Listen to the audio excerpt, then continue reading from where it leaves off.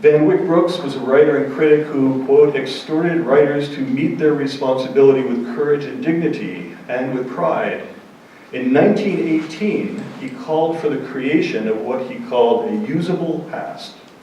Speaking to his contemporaries, he outlined the need for history that creative minds could draw upon. Quote, the present is a void, he wrote, and the American writer floats in that void because the past that survives in the common mind of the present is a past without living value.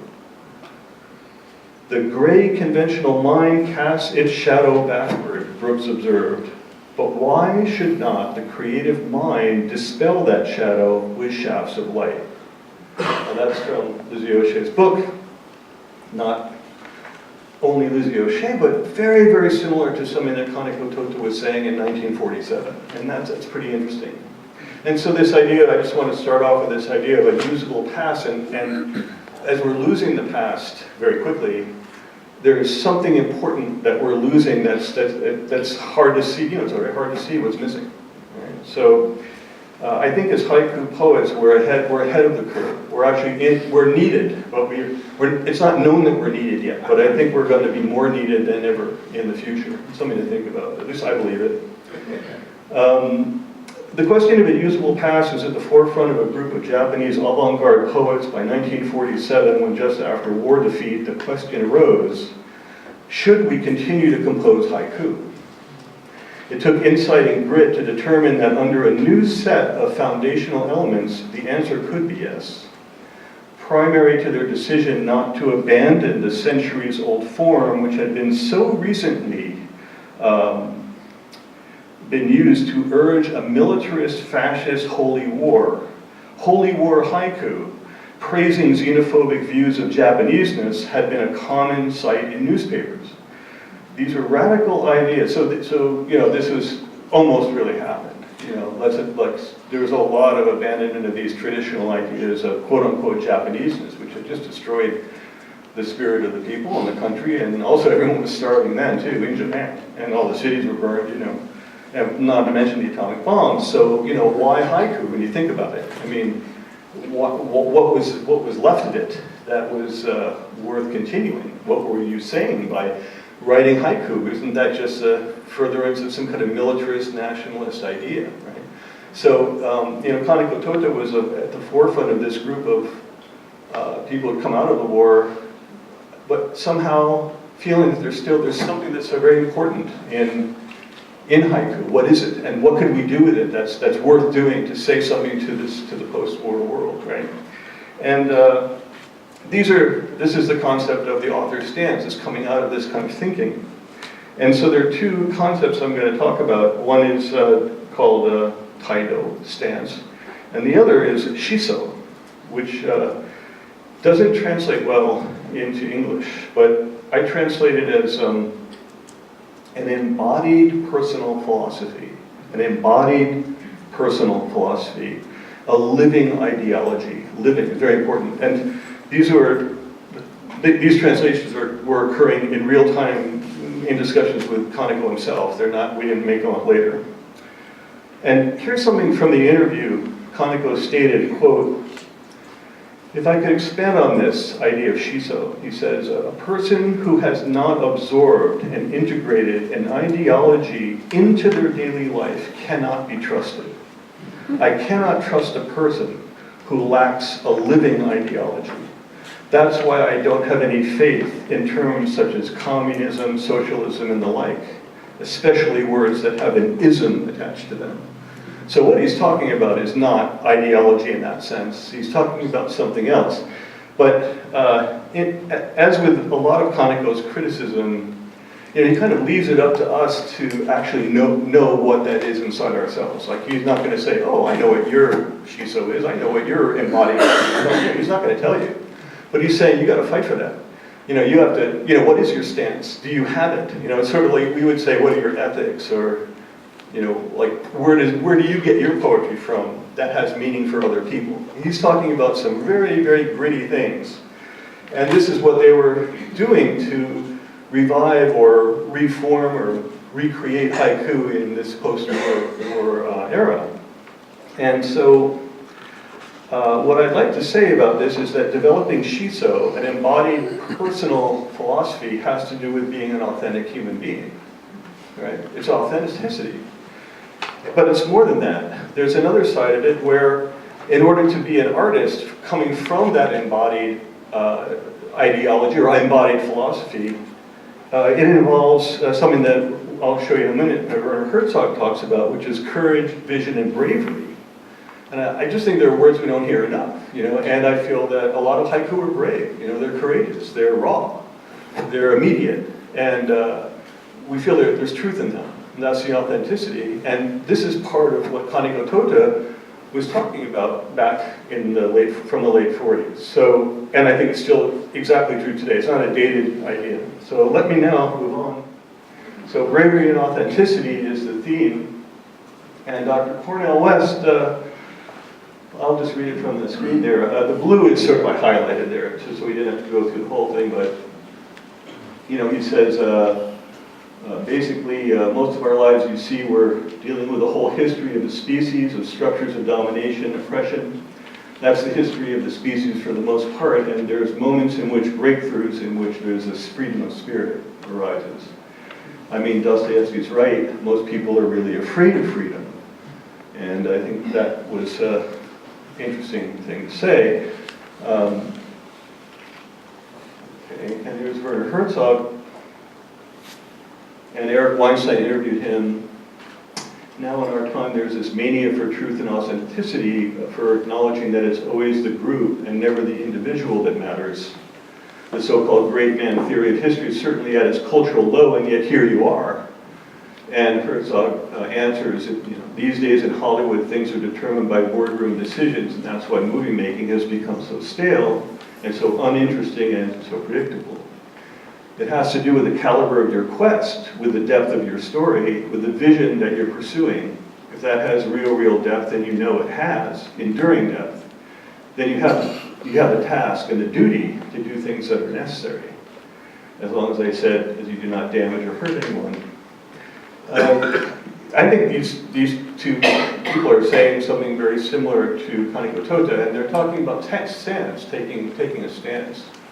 And they're also talking about confronting fear, like the fear of freedom, which is actually a fear, or sticking with a vision, or sticking with the depth of what is your, say, inner calling. So in terms of Kaneko Tota, this is the book that just came out. There's a picture of Kaneko Tota as a soldier, I think, and he was a U.S. naval accountant. And there he is. It was actually a pretty recent photo. So a stance is a committed, embodied viewpoint, bearing, or attitude. The poet has evolved through self-effort to something of value, to having something of value to say to society, a position from which you can critique society intelligently. And my little beaner is not working. New batteries. They are new batteries. Okay, let's see how I do this. Okay. And there's the term shiso, personal sense of philosophical organization, or a living ideology necessary for a poet to achieve a stance in life. So these two things are connected. And another term that comes from Kaneko Tota that I'll show later is ikimono, which means living beings or living things, but it's also related to immediacy and rawness in poetry and in life. And this is my book from 2018, Poetry is Consciousness. And down there is Don Bard and myself. I'm looking really happy because he made me an honorary black belt in his school. And I'll tell you this story, the funny story. It was, I guess it liked me and everything, but it was, so he had a beautiful Mercedes-Benz sports car, and he lives pretty far away from his dojo, and he's driving back and forth to his house, and then he had stopped to get gas, and just for some reason, it was dusk, and he's a driver. And I get out of the car, and I run out of the car, and it was a self-service, and I grabbed some towels on it, cleaned up its headlights, really shined them up. And later he said, the way you did that, that's why you're getting it. It's a pretty cool thing. Something that happened there. And so I'd like to talk about creating worlds as these are some of my own it's not my own stance, but maybe it is kind of like my own, it has to do with my own search for shiso. And so, in other words, Kaneko Tota's ideas really have affected me a lot and have given me to think a lot and contemplate. And I have this position that any haiku creates a unique world, and that we create worlds all the time, and they're complete worlds in some way. And they cohere, and they're very interesting worlds, but it's very hard to describe what that world is. At the same time, because it creates a world and that world has value, therefore it's also philosophical. It's not just a fanciful fantasy of someone's imagination. There's a philosophical, epistemological, and ontological sense to it, if you want to get academic about it. And I determined this word that Charlie Trumbull might grumble about, I'm not sure, but philopoetics is a coinage of mine, because I feel like that's the way I want to talk about this idea that haiku are deeply philosophical, but in a poetic way. So we can't determine, oh, it's this kind of philosophy or that kind of philosophy. It's poetry, but we don't talk about the philosophy enough. And I think to have a stance, to have something to say to society, I think you have to have a ground, a foundation, and I think that's the philosophical part, which is to say, like the Greek nous, a reason. There's a reason deeply within, a nous, that gives us existence, that gives us truth. And it's that aspect which is philosophical. Sorry, a little long-winded. And then I also like to talk about architectures of language, and that was in a book I did in 2013, Disjunctive Dragonfly, or as my friend Jim Casian says, distinctive butterfly. We're joking about it. A lot of people, it's his poem, that started that off. Great poem, which I don't remember. I'm very bad at remembering poems. But the 24 techniques of disjunction have to do with using language play to create worlds. And so I haven't started my talk yet. And the beginning of my talk is this, which is at the see, I told you, it's trouble. So I'm going to talk, so stanzas we already talked about, but there's actually six I can determine that I term. There's also 5 blooms, which I'd like to, our theme of the conference is creative diversity. And so I want to show you 5 different types of creative diversity with poetry.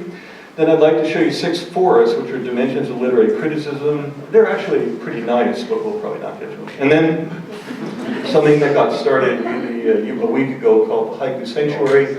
This is an international forum, haikusanctuary.com. Check it out. Hopefully it will be growing. So what do we have here? So stance. I think that thinking about a stance or asking the question, what is a stance, already is a stance. Like that's already something. So I stuck it in there as one. And then of course this idea of embodied living ideology, that's another aspect of stance or of developing one. But then there's a deeper one, which is kind of where's the poem in your mind? What's the isness of the work that you feel? And I call that philopoetics. I think that kind of feeling or question of, like I said, it doesn't really have an answer, but it's a questioning. And then we have incarnation, which is, has to do with imagination and bringing words into being, bringing images into being. I think that's making the embodied part embodied. And then we have an aspect of deepening and permeability, allowing oneself to be permeable to all sorts of input. Dreams, psychological ideas, things that happen in your day. And Kaneko has a term for this too, which intellectual wildness is his term actually, that he talks about in the book. Has to do with drunken kukai, but it's another story. It's a really good story. Yeah, you'd like it. And then finally, another aspect of stance is through form, psyche, informs. And I have this thing, autonomy, becoming autonomous as an artist, or in my sense of how I think of it, is that I think that the poem becomes more real in you in a certain way. That world that is created is something really deep and true, and then you get something from that. And in Greek, it's aesthesis, which is the world speaks back to you. You know, the world comes back to you in these ways, and the poem comes back to you and changes you. And that's through form, psyche informs. So it's this idea of the death psychology, really. Okay, so that wasn't hard enough to deal with. I'd like to talk about, or show, 5 kinds of creative diversity. So I think some haiku that are interesting have this aspect of distance from others and closeness to self. It's just an interesting thing. Another is poetry and protection. Another aspect is poetry and sacredness or sanctity. And then another has to do with risk, sanctuary, place, and challenge. And another one here is, this is ma, which kind of means psychological in-betweenness. The feeling of haiku when it's just this really cool in-between psychological, mysterious quality that is delightful, but kind of hard to get your head around. Now, in the literary criticism side, these are things we don't talk about, and that's why I put them in here, because I feel like that if we're going to develop a literary criticism of haiku, or just let's scrap postmodernism right off. I mean, you know, let's just scratch that out and start with something. Yeah, thank you. Start with something interesting. You know, what's interesting to talk about? If we're not just going to talk about like this haiku is good, but talk about like what's in it for you. Like to me, one thing is we don't talk enough about haiku spirit, and I don't mean religion or spirituality. I mean just the sense of sacred intention and expression. Just generally, more talk about that would be interesting. And then another area is creating worlds, or alternativity, sci-fi, futurism, fantasy. There are a lot of haiku that are doing that. Another would be this from Kaneko is living things, rawness and immediacy are ikimono. This idea is a very interesting one. I'll show you some examples, and some of them are people don't like. They're pretty raw. And okay, and another shakai say, this is a term from, again, the Japanese group, but it's haiku that have a direct concern with social consciousness or social awareness. It doesn't mean propagandistic, but you know, when you write it, there are a number of people here who have written poems about the atomic bomb, for instance, or Nagasaki, you know, and like that. So you name it. This is an area of poetry that in haiku that are powerful often. And then language again. And what's beyond haiku? Where are we going? You know, what's that edge between haiku and the short form poem? And exploring that and allowing ourselves to stretch even beyond renku or serial haiku or whatever. And I think, you know, Philip Rowland has been doing this in his Noon Journal and now Anthology for years now. But, you know, I think that we could include more of that within the haiku frame. And then as a kind of ground in the real world of action would be the Haiku Sanctuary as it's an online forum, and there's a vision, a mission, a staff, use of digital tech. And it has to do with ideas of anarchic sanctuary, which come from my book from last year, and creative community. I'm real concerned about that, like how to develop that as a group, as a community. Anarchic is in a positive sense of non-hierarchical and free, as an artist cooperative is what I'm talking about. And then, you know, having interactivity. And we don't have a lot of interactivity. Here is interactivity. We're physical beings in a real place for a short time, but, you know, journals don't have a lot of feedback, and even online journals don't, you know, it's just really hard to have conversations, I think, especially when we're all around the world. So that's part of why the forum is there. This is just a little idea about international haiku community where, well, I'll just show you the pictures. So on this side, you know, developing a stance and the idea of developing diversity in your own work, those are personal things. The world enters self in a sense, and it's private. You know, we write in isolation. That's, you know, we need non-distractive time, and you know, you don't want your phone bothering you all the time and all that. But then on the other side, you know, you have these dimensions of literary criticism, meaning where you just talking about ideas and sharing ideas, and in this case, having a sanctuary idea. So, okay, now it's not supposed to do that. No, it's really not. Stop. All right, so, okay, so what this is, all right, so I kind of made this into a process where you can also look at this this idea of developing a stance as a process, and now it's working. So just looking at the orange things, investigation, articulation, philopoetic design, meaning the world in mind, then incarnation, inviting imagination, and then being seen, deepening through form. Intimacy is a key word of this, allowing that rawness or vulnerability, and finally this idea of, as Simone Weil said, in distance is the soul of beauty. It's one of my favorite things. Each poem becomes a focus, a lens, a novel cosmetics or display image of cosmos. I think that's part of the power of the poem. So there's something to chew on. That's why I should have been chewing on that. Now this stuff I'm going to skip over because it's too long. But I actually had these quotes from Kaneko about each one of these things. And I just think, I already said what they are. And I'm going to go over them quickly, like really quickly.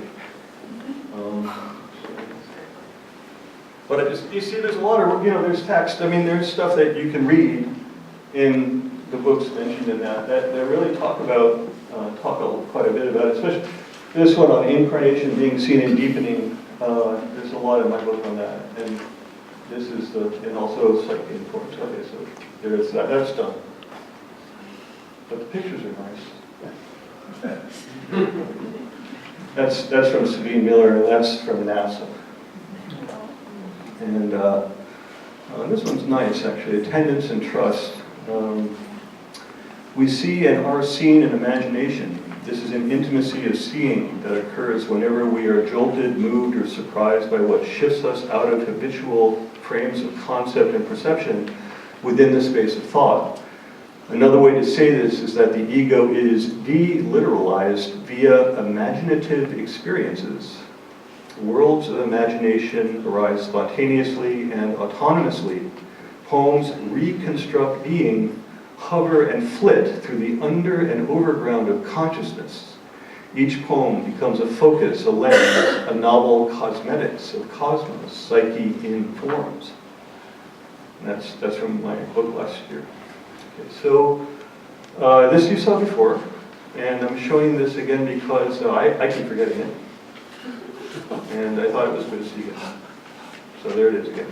And these are these six, almost, you could see it as a staged process of investigation, articulation, philopoetic design, incarnation, being seen, and psyche. Okay. But the thing about this all is that, that's from Sabine, just because you have a stance, like what's the connection between the author's stance and the poem? And the answer is that there is no connection. If I could read poems and say, oh, the author's stance is this or that, that would be a false ideology. I mean, as a reader, I don't know what the author's stance is. That's their business, But I have mine. And so, there could be a felt connection. I mean, I could feel something from that person. We say, like this author has a voice. I think we heard about, Peggy Laus, and she has a voice. You feel that voice, and maybe that has to do with the stance in some way, But it's a felt connection. But then, as an editor, I have a stance, and I make my selections, and that might really reveal some things about my stance. So that's a different matter. And now talking about creative diversity. So let's look at some poems. And what I'd like to say here, see, it says author stance meets reader stance, editorial intention. Well, this is all on me.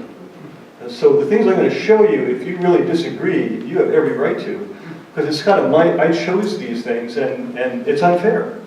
But it's based on my stance, and I'm going to stand up for it. I'll try to defend that if I can. So, and I love these poems. I don't choose things I don't love. So, just please, how to forgive spring rain. Dense fog, I dream walk. My sense of I. Spring dawn, I put on my gender. I'm sure some of you know all the authors, so let's see who they are. Michelle Tennyson, Kala Ramesh, and David Lenu, who is just stand up, I think. These are great haiku. So Distance from others, closeness to self. So there's a sense there for me in these haiku. Another set. So poetry and protection, even if because plum blossoms in the courtyard. Midnight Mockingbird, Allen Ginsberg in my bed. Just enough of rain to bring the smell of silk from umbrellas. Okay, wait, don't start it. Don't. So Miriam Sagan, Cathabella Wilson, and Richard Wright. So poetry and protection. You sense that. Interesting play there. So another aspect of creative diversity. This one is poetry and sacredness or sanctity. Pig and I, spring rain. Hiding in everything, plain sight. The river makes a moon. So that's Marlene Milne, Don Wentworth, and Jim Casey. And this is number 4, risk. So looking at risk, sanctuary, place, and challenge. Bomb nor embody to take blue sky. Ants begin to look like an idea. So greenly, history puts forth thorns. Mark Harris, Scott Metz, and Eve Luprin. So, the idea of risk is, for instance, in the second one is, to me, there's a risk there of psychosis. I mean, there are different kinds of risk. And to me, I thought, that's a little edgy, but I think we've all had that experience of the swarm, the strange feeling of, that there's something there that's, maybe I'm going crazy or the world is crazy. And this is a 5th one here. So, the idea of ma, or the betweenness of words and consciousness in haiku. First light, not enough words for green. If, I think I did this wrong. Is it if a glass? Oh, shoot. I think it's if glass breaks easily, a bird. That is right. If glass breaks easily, a bird. Body bag, not asking, not telling. And these are by Susan Constable, John Stevenson. Is John here? Yes. Did I misquote you? No, you got it correctly. Is there an "ah"? No. It's correct? That's correct. Good, okay. It's awesome. I love this haiku, so thank you. And Jerry Kilbride. I'm going to introduce Haiku Sanctuary just quickly. This is the forum that we just started. Myself, Clayton Beach, Hansha Teki, otherwise known as Stephen Bailey from New Zealand, and Don Barrett, who's in Burbank, California. The foundation members are Victor Ortiz, Sabine Miller, and Michelle Tennyson. And they were all editors that helped me with my book last year. And if you I don't have any cards or anything, but it's just haikusanctuary.com, and I invite you to visit there and register if you feel like you'd like to. One of the sections is what I'm talking about in the literary criticism dimension. So we have all those areas as just part of the site. There's also workshops, a gallery, a lot of other things, but this talk is connected with the work that's going on online. Then we can go back to this little design here. Let me do this again quickly.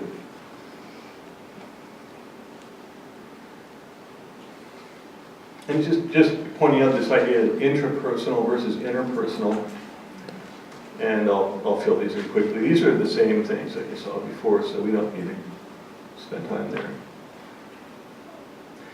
Now I did want to, with some of the remaining minutes, I had some quotes. This would actually be the kind of thing that might be a thread on the forum, which would be you would have like an example post, like this is from, I'll just put the whole thing on here, from David Lynch, the famous filmmaker, who said people nowadays are suffering from all kinds of negativity, primarily stress, and a lot of people are suffering from traumatic stress. Negativity, stress, and anxieties, tension, anger, fear, all these things squeeze the tube through which ideas flow. Negativity is the enemy to creativity, but what are we going to do about it? People have to know that within every human being is a treasury, and this treasury is an unbounded ocean of pure consciousness. So within us all is unbounded intelligence, creativity, happiness, love, energy, power, and peace. If we could contact that ocean, experience it, negativity naturally, effortlessly lifts away. Turn the awareness from out, 180 degrees to within, within, and once we're pointed within, we will naturally and easily dive through subtler levels of mind and then subtler levels of intellect, and at the border of intellect will transcend, will experience that big ocean, the treasury. Now, it doesn't matter to me whether this is true or not. I just know his creative work, and I respect that this is his stance. You know, this is what I'm interesting, that in terms of haiku spirit, it doesn't have to be something from the haiku world at all that we're looking at.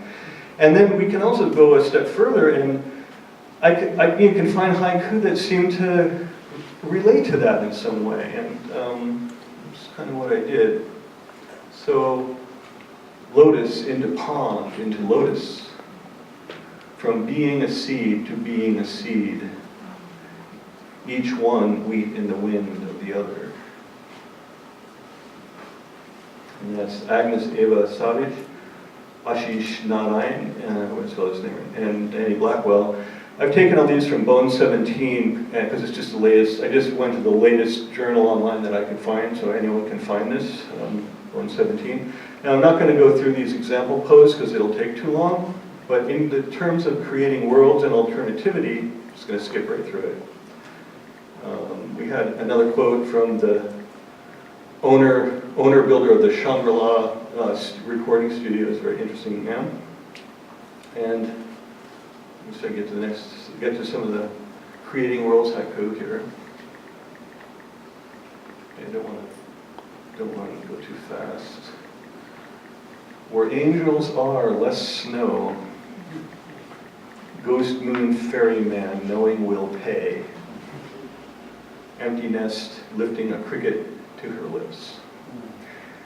So when you think of how to haiku create a world, I think the only way is when you look at the haiku, it's where angels are, less snow. There's so few words, there's so few images, and yet to me there's just a whole world created there, and equally for all of these, but in very, very different ways. Elmedin Kadrik, Helen Buckingham, and Lee Gerga. Lee, did I get your haiku right? Okay, thanks. I'm glad for that. And these are in Bone 17. And this is Ikimono. You'll like this one. This is one of my favorites. This is from Kaneko Tota. I think I'll read this one, but I think I have enough time. Now, he uses this word arai, which means wildness or roughness. I take arai, wildness, as freedom. On arai, which I mentioned in the other lecture, a life moves by instinct. To put this another way, a life moves by stretching out tentacles of instinct. This movement could be called freedom. It's nama, a raw thing. And I'll just stop there because let's look at some of these poems. Rawness and immediacy, Ikimono. A wild boar comes, eats air, spring mountain path. A wild boar comes, eats air, spring mountain path. Oh, pig, we saw that one again, pig and I, spring rain. My mother delivered me as if I were a shit.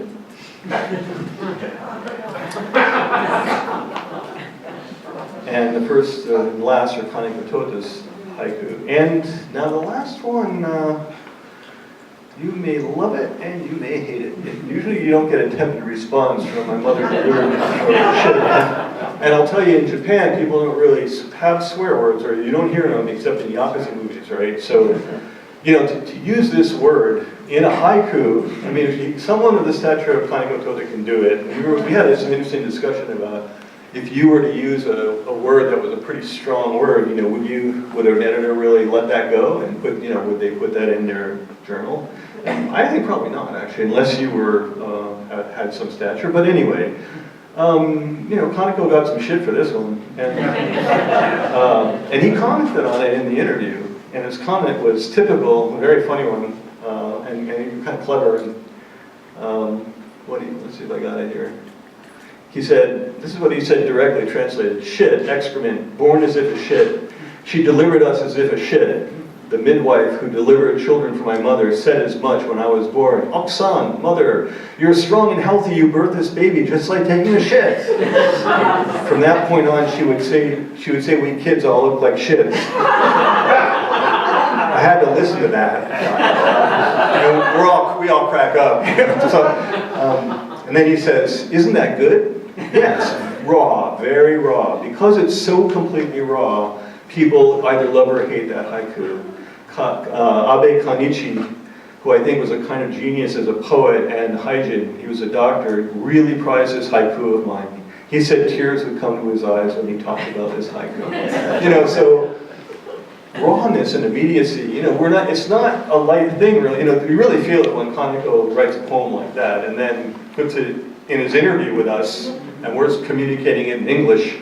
This is one of the two he chose on this topic. So, and these are social consciousness haiku. Again, I'm not going to go in with the post, but it's online actually. These are all online in the forum. You can read this later if you want to go there.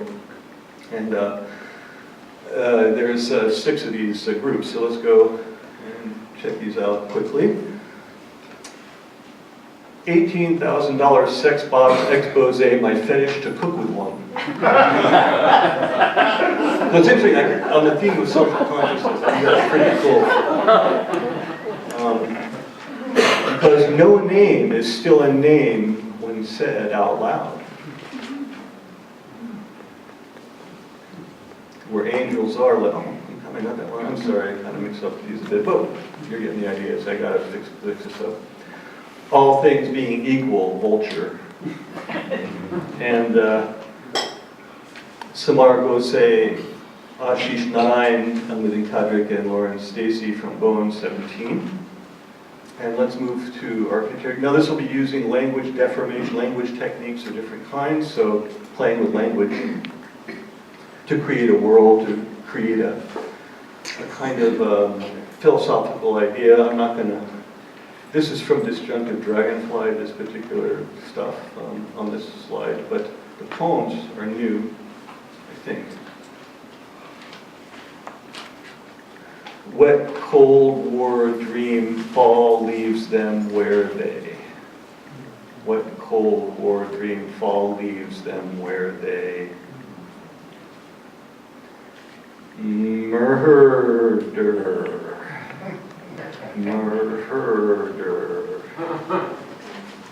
And whale song, the precipice in a leaf. Melissa Allen, Roland Packer, and Sherry Hunter Day from Islet, from Scott Mepps. These are all written, as you see, April 9, May 19, and January 20 this year. And finally, Beyond the Horizon. Now, I took these from Noon, an anthology of short poems. Phil Rowland couldn't be here. He lives in Tokyo. He came to Winston-Salem with us in 2007. He was here. It was really great that he was here. And he's just put together this anthology, all the Noons, and he selected out. And I have a few. So I'm not going to, this is a quote from his introduction. I'm not going to read because we don't have time. But some of the poems that are in there. First one, Sonnet for Philip Glass, Jim Casian, age 107, looks like this. Jim, can you read it? Sure.